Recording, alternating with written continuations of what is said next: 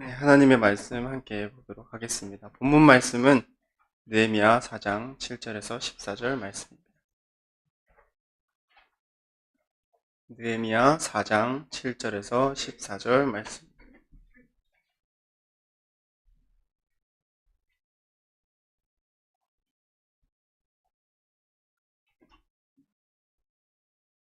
찾으신 줄 알고 교독으로 제가 먼저 읽도록 하겠습니다. 산발락과 도비아와 아라비아 사람들과 암몬 사람들과 아스돗 사람들이 예루살렘 성이 중수되어 그 허물어진 틈이 메꾸어져 간다함을 듣고 심히 분노하여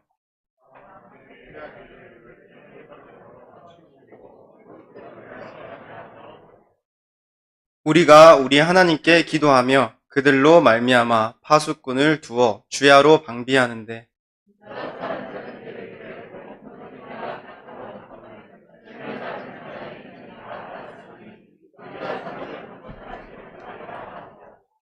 우리의 원수들은 이르기를 그들이 알지 못하고 보지 못하는 사이에 우리가 그들 가운데 달려 들어가서 살육하여 역사를 그치게 하리라 하고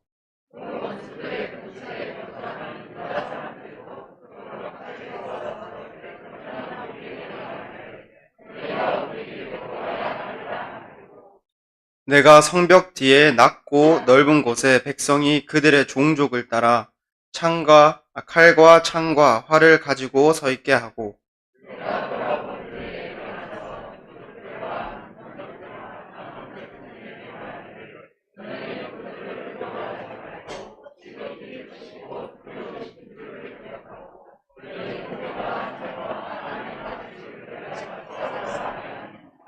아멘. 감사합니다. 저희는 5월 한 달을 첫 주 어린이 주일로 시작해서 어버이 주일, 또 이번 주는 교사 주일로 보내고 있습니다. 혹시 주변 사람들에게 많은 감사를 표하셨던 한 달이 되고 계십니까? 그런 의미에서 우리 옆 사람에게 한번 인사했으면 좋겠습니다. 덕분에 교회에 오는 것이 즐겁습니다라고. 덕분에 교회에 오는 것이 즐겁습니다. 한 번 더 말씀해 볼까요? 덕분에 교회에 오는 것이 즐겁습니다. 네, 덕분에 교회 오는 것이 즐겁습니다. 어제는 유년부가 봄 소풍을 다녀왔습니다. 오랜만에 교회 공간이 아닌 바깥에서 아이들을 뛰어노는 거 보니까 이 아이들이 정말 마음만 먹는다면 한 42km짜리 마라톤도 뛰어낼 수 있겠구나 라는 생각을 들었습니다. 그러고 또 놀란 것은 이제 집에 가려고 오는 길에 아이들한테 물어봤는데 아직도 더 놀 수 있다고 그 힘이 남아 넘치는 것에 또 놀랐습니다.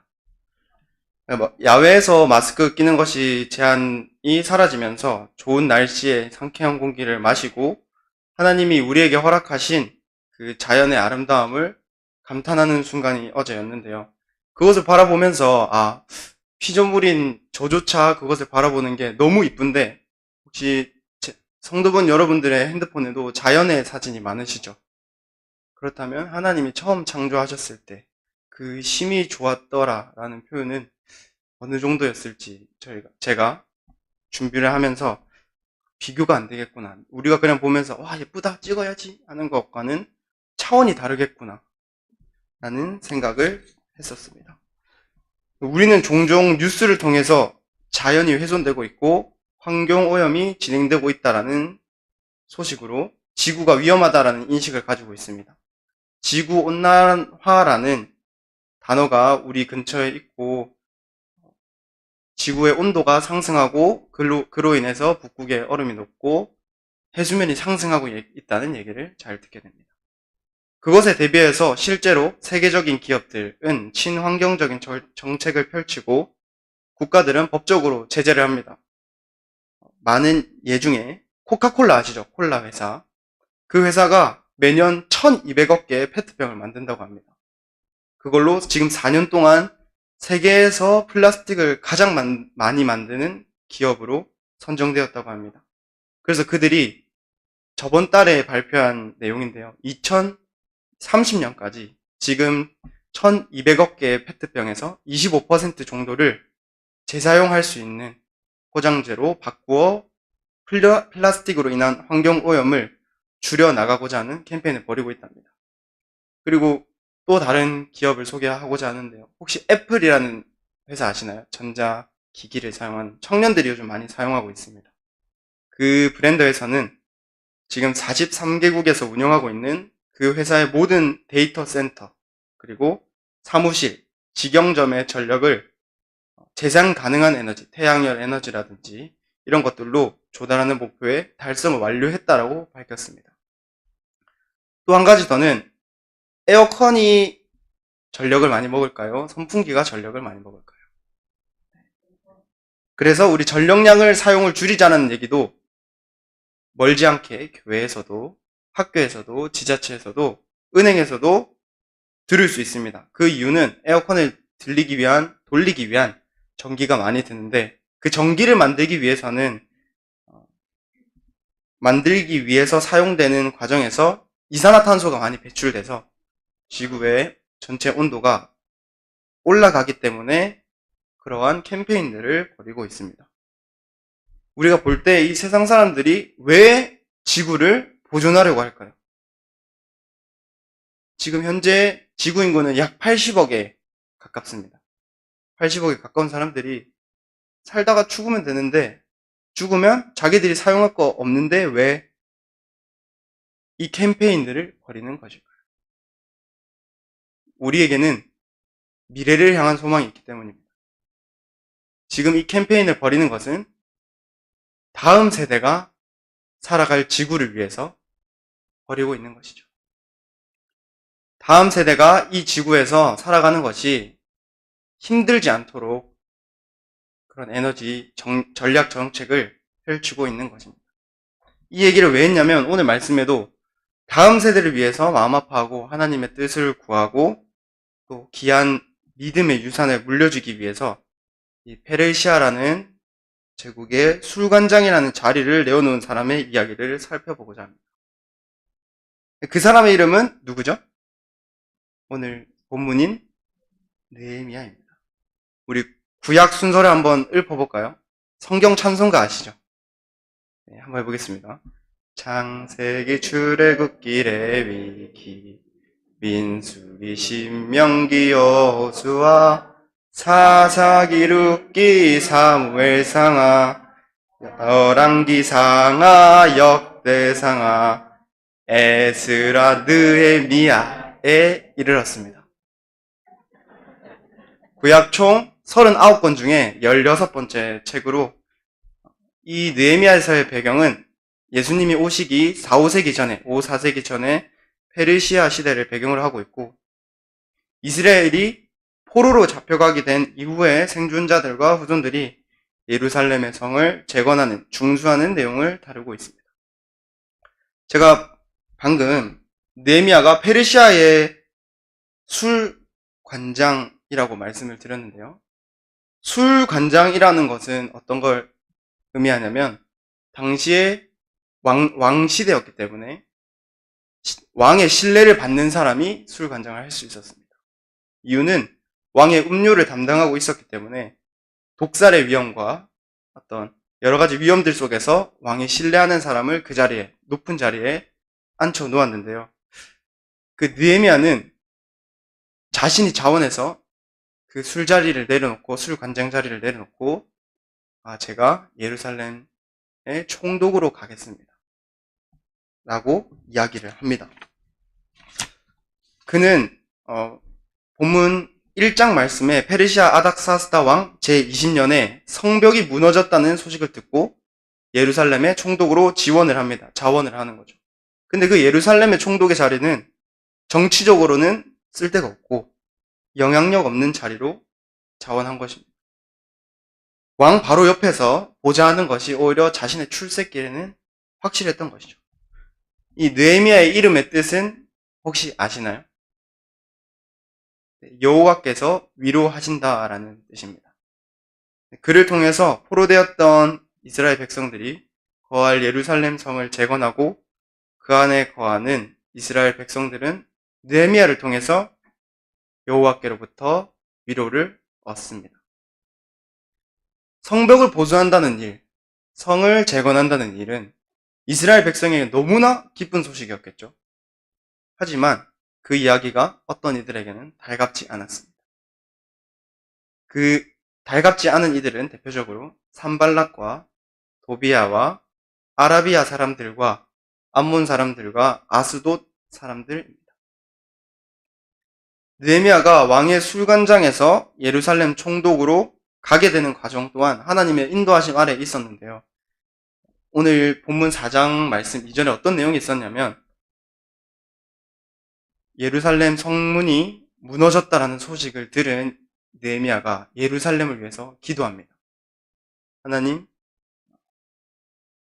주님의 말씀을 듣지 않은 모세의 계명과 약속을 지키지 않은 이 백성들 때문에 성을 허무셨고 무너져 있는 것, 나라가 무너져 있는 것을 압니다. 그렇기 때문에 하나님이 은혜를 있게 해주셔서 이 성전을 재건하게 해주십시오라. 그렇게 기도를 난 후에 왕에게 술을 따라주는 일을 하고 있던 느헤미야의 얼굴에는 당연히 걱정이 많겠죠. 부담감과 책임감과 어려움이 있기 때문에 당장 자기는 술 관장으로 있기 때문에 떠나갈 수 없는 위치에 있었습니다. 근데 왕이 이렇게 묻습니다. 아니, 넌 병이 없는데 얼굴이 왜 이렇게 수심이 가득하지? 너가 지금 마음에 수심이 있는 게 분명하다. 라고 이야기를 하는데요. 2장 2절에서 느헤미야가 크게 두려워하였다고 반응을 합니다. 어쩌면 지금의 생각으로는 뜬금없이 왜 두려워할까 그 얘기를 했는데 걱정해 준 거 아닌가? 라는 생각을 할 수 있지만 그것은 왕 앞에서 자신의 개인적인 근심을 드러내었다는 것으로 죽음에 이를 수 있다는 사실을 느헤미야는 알고 있었기 때문입니다. 이 아닥사스다라는 왕은 폭군으로 알려져 있습니다. 폭군으로 알려져 있어서 되게 난폭하지만 이상하게 느헤미야서 안에서 하나님의 은혜를 입은 느헤미야가 이 폭군으로부터 넉넉한 인심을 제공받게 됩니다. 그 상황에서 느헤미야가 고백합니다. 너 무슨 걱정이 있느냐라는 왕의 질문에 예루살렘 성이 무너져 있고 그리고 자기가 그 성을 가게 해달라고 그리고 또 부탁을 합니다. 왕이 어느 기간 동안 갔다 올래? 라고 했을 때 일정 기간 다녀오겠습니다 하고 제가 그 땅에 들어가는 것도 조서를 써주셔서 가게 해주십시오. 거기까지도 허락을 받았는데 또 요구를 합니다. 거기 가서 살 수 있는 집이랑 예루살렘 성벽을 지을 수 있는 재료랑 나무들도 주십시오. 그에게는 그렇게 얘기할 수 있었던 하나님을 향한 은혜의 확신이 있었습니다. 이스라엘 백성이 모세의 계명과 율례와 규례를 지키지 않았기 때문에 이렇게 패망한 상태에 있다는 통찰력이 느헤미야 속에는 있었습니다. 하나님이 자기를 통해서 그 예루살렘 땅을 회복시키고자 하심을 믿는 믿음으로 이 한 제국의 왕에게 속국의 성회복을 위해서 요구를 하는 상식적으로는 말이 되지 않는 상황이 펼쳐지고 있었던 것입니다. 이 느헤미야에게는 어떤 약속이 있었기에 죽음도 무릅쓰고 좋은 직장의 자리도 내버려 두고 인정받을 수 있는 조건도 버리고 그리고 페르시아라는 제국에서 알아주지도 않는 예루살렘 성을 재건하러 가는 용기가 있었을까요? 그에게는 하나님의 말씀, 언약이 항상 그 안에 있었습니다. 성경을 외우고 기도하는 습관이 있었습니다. 하나님께 드리는 기도도 자신의 감정을 호소하는 게 아닌 주의 약속하신 말씀에 기반해서 주님 이렇게 우리한테 약속하셨는데 그 기도를 통해서 기도로 하늘을 열고 하나님의 마음에 움직이는 하나님의 마음을 감동시키는 기도자로 있었던 것입니다. 그럼 그에게 죽음이나 위협이 하나님보다 절대 크지 않습니다. 물론 당연하게 죽음의 위협이 눈앞에 있지만 하나님이 약속하신 것을 이루기 위해서 요구를 합니다. 하나님의 은혜를 구하고 하나님께 기도를 하고 이 행동들은 믿음의 확신에 찬 사람들에게 공통적으로 발견되는 담대함들인데요. 그 공통적인 특징은 하나님의 말씀으로부터 있는 약속을 붙들고 우리가 볼 때 말이 되지 않는 요구들을 진행해 나갑니다. 그럴 때 하나님의 약속을 붙든 사람들은 그 약속 안에서 하나님께 기도하고 하나님이 주실 거라는 확신으로, 은혜의 확신으로 요구하게 되는 것이죠. 그렇게 왕에게 허락을 구했던 느헤미야는 감사하게도 하나님이 은혜를 주셔서 다 허락을 받고 출발하게 됩니다. 성전 건축에 임하게 됩니다. 이 성전 건축은 이스라엘 유대 백성들에게 아주 복된 소식입니다. 자신들의 정체성을 형성하는 테두리고요.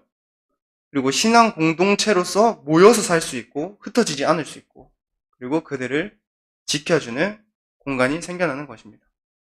이 복된 소식을 들은 이스라엘 백성들은 삼장에 쭉 나열되듯이 각 분야에서 할 수 있는 최선을 다합니다. 누가 문짝을 달았고 어떤 사람의 아들이 누가 어떤 공사를 담당하였고 등등의 내용이 나열됩니다. 왜 그들은 성전이 예루살렘 성이 재건된다 했을 때 기쁨으로 가서 도왔을까요? 그들의 정체성이 그 안에 있기 때문입니다. 반면 산발락과 암몬 사람 도비야, 아라비아 사람 게셈은 그 얘기를 듣고 비웃습니다. 업신여기고 비웃고 이거 왕 배반하는 거 아니냐? 너네끼리 반역을 일으키기 위해서 이렇게 성 짓는 거 아니냐? 라고 비방을 합니다. 왜 그렇습니까? 예루살렘 성이 재건이 완료가 되면 아무 기업도 권리도 없는 반대하는 사람들은 견고한 예루살렘 성에 그들의 권리를 행사할 수 없기 때문이었습니다.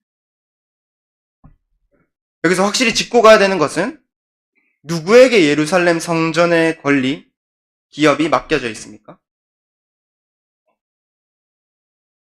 이스라엘 백성들이죠. 그 약속은, 권리는, 기업은 누가 이스라엘 백성들에게 맡긴 것입니까? 하나님이 그 백성들한테 맡겨주신 것입니다. 이 성벽에 허물어져 있는 이스라엘 백성들의 상태는 자신들을 지켜줄 테두리가 없기 때문에 정체성이 사라져 있었고요. 기준을 잃어버렸고요. 모여있지 않고 흩어져 살고 있었습니다. 그들 안에 하나님의 백성이라는 기억은 있습니다. 내가 하나님의 백성이었지. 그런 기억은 있지만 살아가는 그 현장 속에서 존재의식, 기억의식이 없이 세상과 다를 바 없이 살아가고 있었던 거죠. 그런 그들에게 하나님의 약속을 가지고 온 느헤미야는 그들에게 복된 소식이었습니다. 앞서 말했듯이 산발락과 도비야와 게셈은 하나님의 기업이 권리가 그들에게 주어져 있지 않았습니다. 예루살렘 성을 다시 재건한다 했을 때 그들은 기뻐하며 자신들의 시간과 재물을 내어놓지 않습니다. 오히려 방해를 하죠. 회방하고 음모하는 것에 최선을 다합니다. 왜죠? 그 이스라엘 백성이 아닌 사람들에게는 하나님의 약속이 없기 때문입니다. 우리의 모습도 마찬가지입니다. 하나님의 약속이 그 마음에 있는 성도는 하나님의 말씀이 힘을 잃고 바닥으로 떨어지고 하나님의 교회가 붕괴되고 분열되고 사라지는 모습을 봐도 별 감정이 없습니다. 그냥 삶을 살아가는데 문제가 되지 않습니다. 그냥 또 교회 하나가 없어졌구나. 또 저 교회가 잘못했구나 라는 생각을 가지고 살아가는 것이죠. 주인의식, 내 것이 아니라는 생각을 가지고 살아갑니다. 우리가 냉정하게 자신의 마음을 돌아보아야 합니다.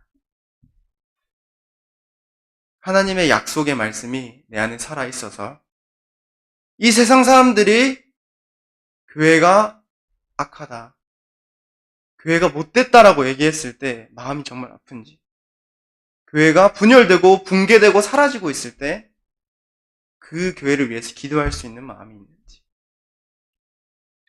그 마음이 우리에게 있는지 한번 알아보아야 합니다. 최근에 기독교 내에서 큰 조사단체에서 코로나 시기 이후에 지금까지 조사를 한 것이 있습니다. 그 내용이 뭐였냐면 불교, 천주교, 기독교 이 세 종교에 대한 어떤 키워드에 대한 조사를 했었는데요. 안타깝지만 기독교 기관에서 조사를 했지만 천주교, 불교는 긍정적인 키워드들이 남지만 기독교는 부정적인 결과들이 나왔습니다. 천주교의 경우는 우아하고 고풍스럽고 정직하고 이러한 키워드들이 나왔고, 불교는 조용하고 정직하고 도를 닦고 피해를 주지 않는 그런 키워드들이 나왔고, 정말 마음이 아프지만 기독교는 비리, 악독, 악한 내용들이 우리에게 현실적으로 기독교 단체가 조사한 내용이 그것이었습니다. 그 조사를 학교 수업 중에 발표하는 것을 들었었는데 너무 마음이 아팠습니다. 거기 앉아있는 아이들은 다 신학생들이었습니다. 그 이야기를 직접 들어야 되는 교회의 미래를 책임지고 같이 말씀을 연구해야 되는 우리 신학생들이 그 얘기를 들었을 때 모두가 마음을 아파했습니다. 이게 현실이고, 상황은 주어졌습니다. 우리가 이것에 대해서 더 이상 어떤 변명의 여지가 없는 것은 확실합니다. 기독교 단체 내에서 조사한 것이 그렇게 나왔다면, 세상의 조사기관에서 조사를 한다면 더 적나라하게 나올 것입니다. 이 느헤미야가 왜 성전을 보수했습니까?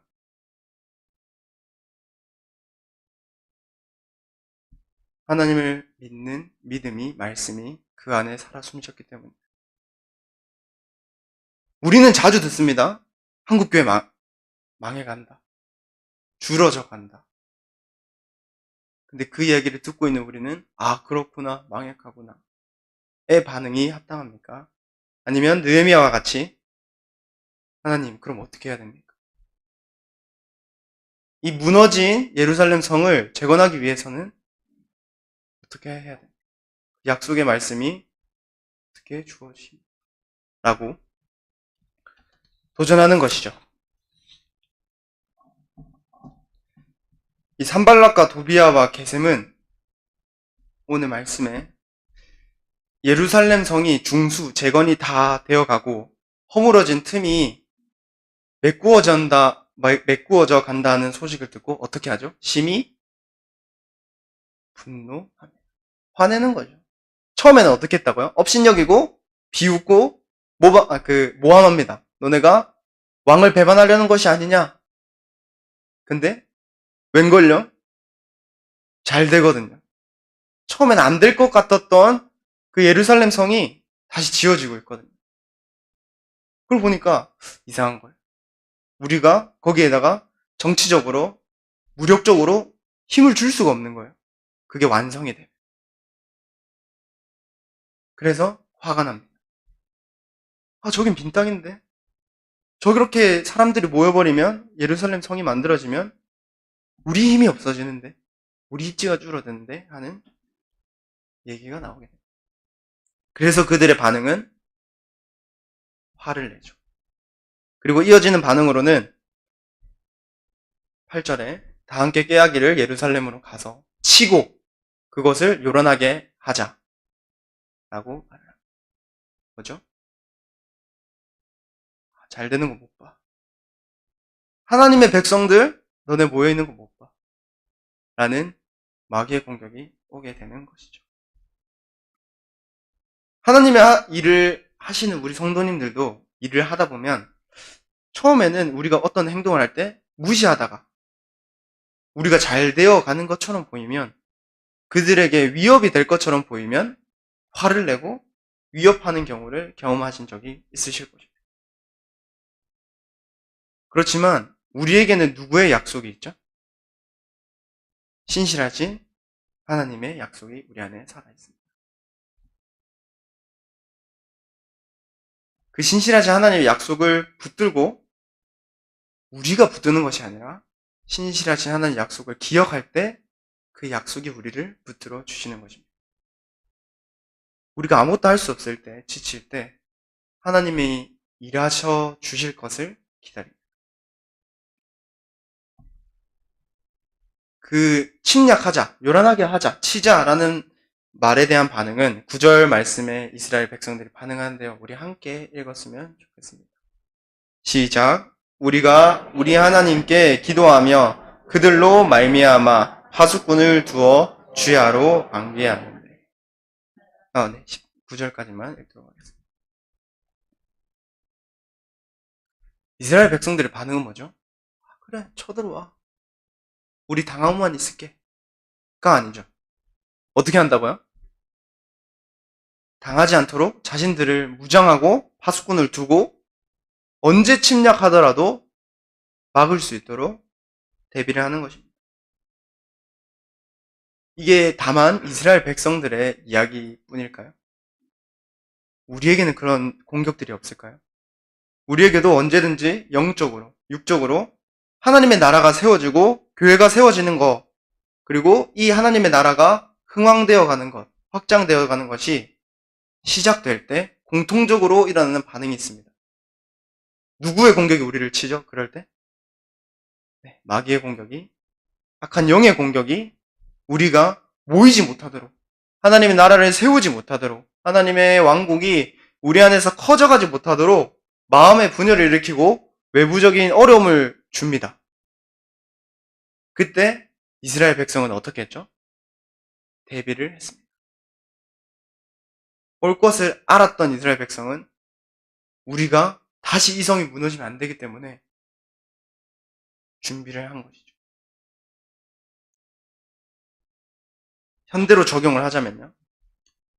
참 요즘은 생각을 많이 빼앗는 문화인 것 같습니다. 요즘 어린아이들 스마트폰을 많이 보죠.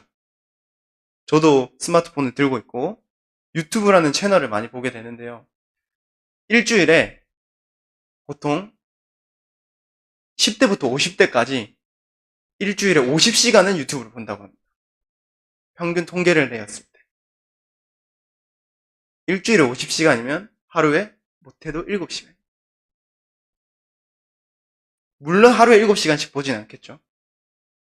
그것이 얘기해주는 바는 뭐냐면 우리가 책을 읽고 사고를 하는 것보다 거기서 주어지는 컨텐츠나 동영상, 진행되는 것에 우리를 맡겨버린다는 거예요. 그것이 우리의 생각을 빼앗아 버리고요. 종교적 다원주의가 지배적입니다. 어떤 이야기들을 하냐면요. 내가 말하는 게 맞아. 근데 너가 말하는 것도 맞아. 근데 얘가 말하는 것도 맞아. 우린 틀린 사람 없어.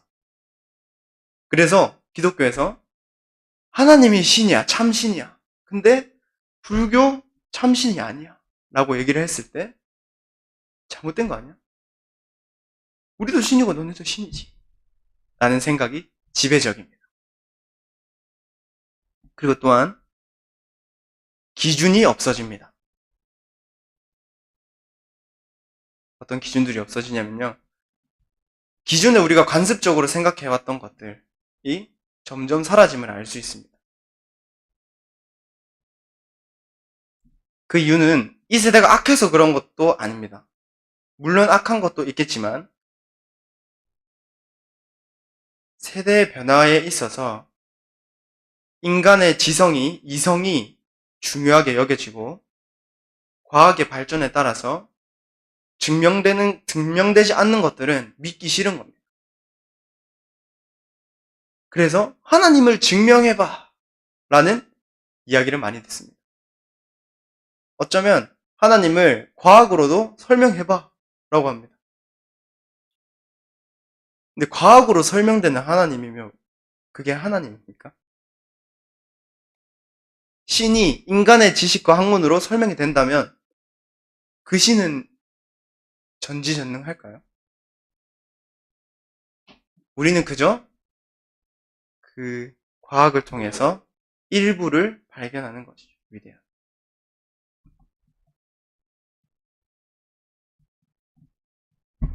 예루살렘 성은 무너졌습니다. 왜 무너졌죠? 모세의 계명과 율례와 규례를 지키지 않았기 때문에. 우리의 성전은 무너집니까? 우리의 성전 무너질까요?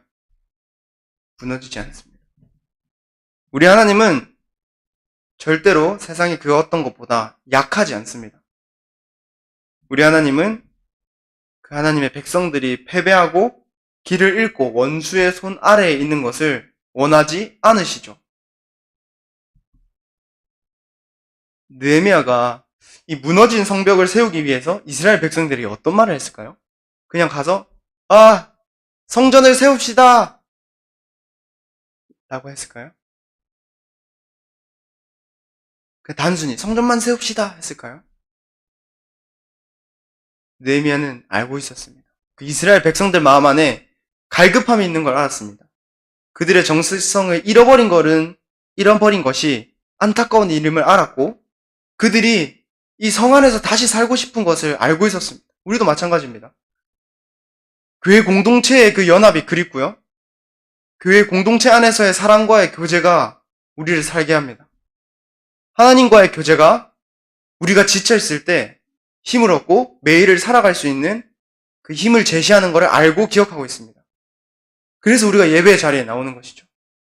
하나님이 주시는 말씀 듣고 힘 얻어서 또 살아가야지 하는 생각. 우리가 누구를 만나기 위해서 이 자리에 옵니까? 사람을 만나기 위해서 오는 거 아니잖아요. 하나님 만나서 하나님 내 안에 심어주시는 그 약속의 말씀을 기억하기 위해서.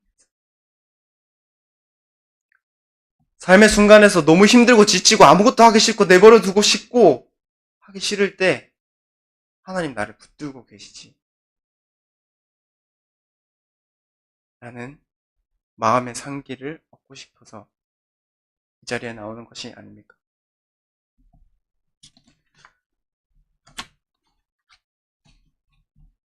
이미 한번 국가의 몰락과 포로 생활을 한 이스라엘 백성들은 안타깝지만 패배주의에 물들어 있었습니다. 국가가 망했습니다. 그렇기 때문에 그들은 끌려가서 포로 생활을 했습니다. 노예 생활을 한 거죠. 근데 그 사람들한테 이 예루살렘 성을 짓자 했을 때 어떤 생각이 들었을까요? 지어도 무너질걸? 잘 지을 수 있을까? 라는 생각이 지배적이었어요.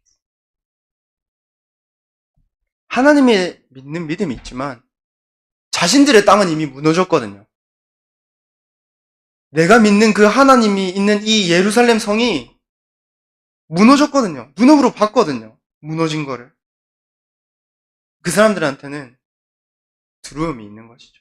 만약에 성을 다시 지었는데 무너지면 어떡하지? 라는 생각이 있었습니다. 그게 자연스러운 반응인 거죠. 우리한테도 비슷한 마음이 있을 수 있습니다. 오랜 교회 역사의 기간 동안 반복적으로 일어나는 일들, 어쩌면 어떤 행동들을 했을 때 당연하게 이 결과가 나오겠지. 아니면 어떤 걸 준비했을 때 몇 명 정도 오겠지. 어떤 행사를 준비하면 이 정도면 되겠지. 혹은 이거 해서는 안 되지. 라는 영적 패배주의가 함께 있을 수 있습니다. 근데요, 느헤미야는 그 패배주의 속에 쩌들어 있는 이스라엘 백성들에게 가서 이야기합니다. 우리가 성전을 재건하자. 이렇게 처져 있지 말고 하나님이 우리를 지키시는 그 성을 다시 짓자. 당신들 안에 약속이 있지 않냐, 하나님의 약속. 그거 믿는 사람이면 같이 성을 짓자라고 이야기합니다. 그 산발락과 도비아와 게셈 사람들이 게셈이 온다고 치고 온다 했을 때 동일하게 그들 마음 안에 똑같이 두려운 마음이 있었을 겁니다. 혹시 또 쳐져서 또 이게 다 무산이 되면 어떡하지? 하지만 그들이 하나님 안에서 준비하고 대비하고 보초를 세우고 파수꾼을 세웠을 때 그들 안에 있던 두려웠던 마음이 하나님 안에서 극복되기 시작했습니다. 두려움의 멍에를 벗는 것은 하나님이 우리 안에서 역사하는 그 순간부터 일어납니다.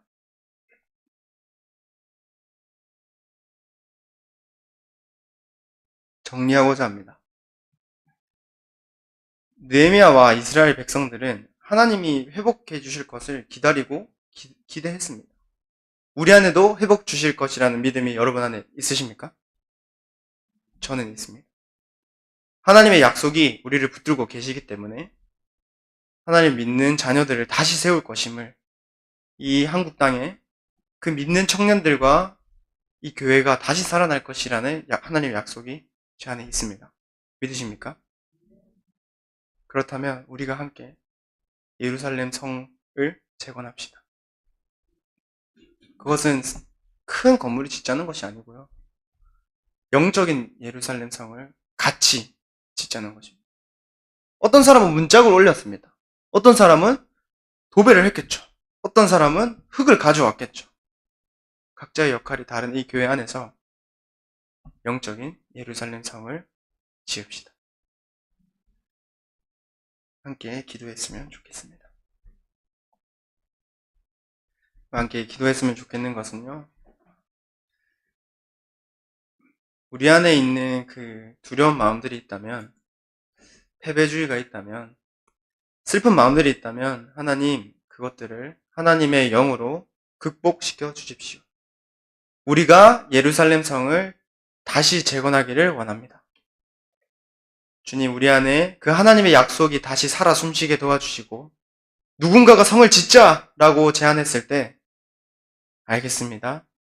함께 지어봅시다 라는 마음으로 기꺼이 참여할 수 있는 우리 재건부산교회 성도분이 될 수 있도록 다 같이 기도했으면 좋겠습니다. 하나님 감사합니다. 주님, 우리의 예배가 하나님 앞에 울려 퍼집니다. 하나님, 바라는 것은 우리 안에 예루살렘 성이 재건되기를 원합니다.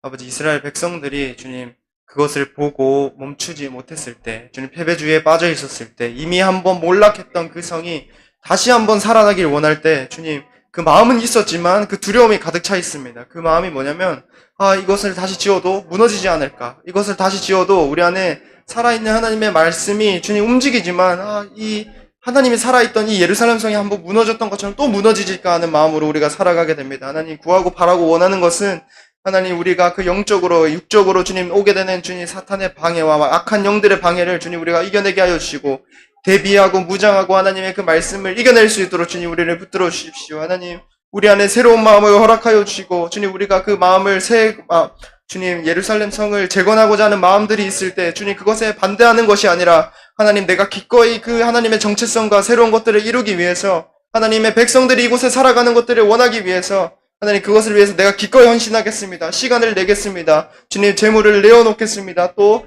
주님 느헤미야가 했던 것처럼 그 높은 자리에서도 내려와서 주님 예루살렘의 총독으로 갔던 것처럼 내가 그것들로 가겠습니다. 라고 고백할 수 있는 우리 정말 되기를 이 시간 함께 찬송가 210장 찬송했으면 좋겠습니다.